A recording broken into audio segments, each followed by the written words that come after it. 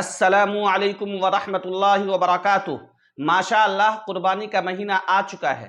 कुछ ही दिनों के बाद हम लोग अल्लाह की रज़ा के लिए कुर्बानी पेश करेंगे, लेकिन यही वो मौका है जब कुछ लोग खड़े होते हैं और कुर्बानी पर तरह तरह के एतराज़ात करने लगते हैं। आज के इस वीडियो में मैं कुर्बानी पर होने वाले चंद एतराज़ात का जवाब दूंगा। उम्मीद है कि जब आप इसे सुनेंगे तो आप इस पोजीशन में होंगे कि अगर कोई भी आपके सामने कुर्बानी के किसी भी मसले पर या कुर्बानी से मुताल्लिक किसी भी हुक्म पर एतराज़ करेगा तो आप उसका जवाब दे देंगे।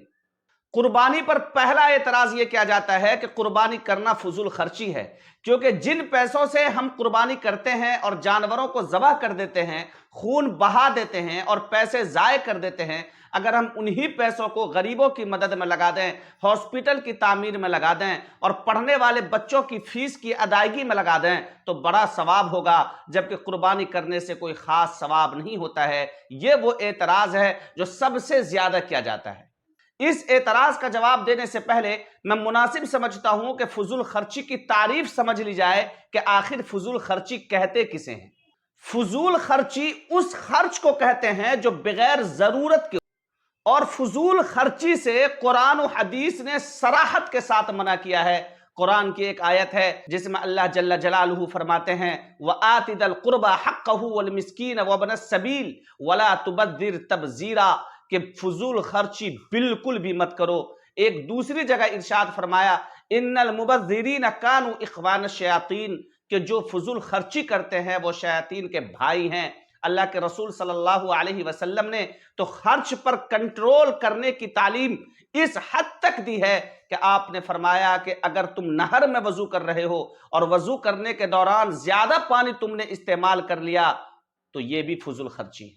फजूल खर्ची के सिलसिले में कुरान और सुन्नत की वाज़ेह दलीलों और तंबीहात के बावजूद आज के मुसलमान सोने व चांदी के गुंबदों मीनार बनाते हैं, महंगे तरीन शोपीस और फानूस बनाते हैं, गिलाफे काबा पर करोड़ों रुपये खर्च कर देते हैं। उसके अलावा अपने मुआशरे पर आप नजर कीजिए, शादी में कितनी ज्यादा फजूल खर्चियां होती हैं। अगर किसी की वफात हो जाए, मौत हो जाए तो पूरे गांव वालों को दावत करते हैं और बेतहाशा पैसे लुटाते हैं। उस वक्त फजूल खर्ची का ख्याल हमारे जहन में नहीं आता। जब हम घूमने के लिए जाते हैं तो करोड़ों रुपये खर्च कर देते हैं अपने सैर पर, अपनी तफरीह पर, उस वक्त फजूल खर्ची का ख्याल नहीं आता। लेकिन जब अल्लाह के एक हुक्म कुर्बानी का मसला आता है कि अल्लाह के रास्ते में कुर्बानी पेश करो तो हमारे जहन में यह ख्याल आने लगता है कि फजूल खर्ची क्यों की जा रही है। इस्लाम आपको मना नहीं करता कि आप गरीबों पर खर्च मत कीजिए।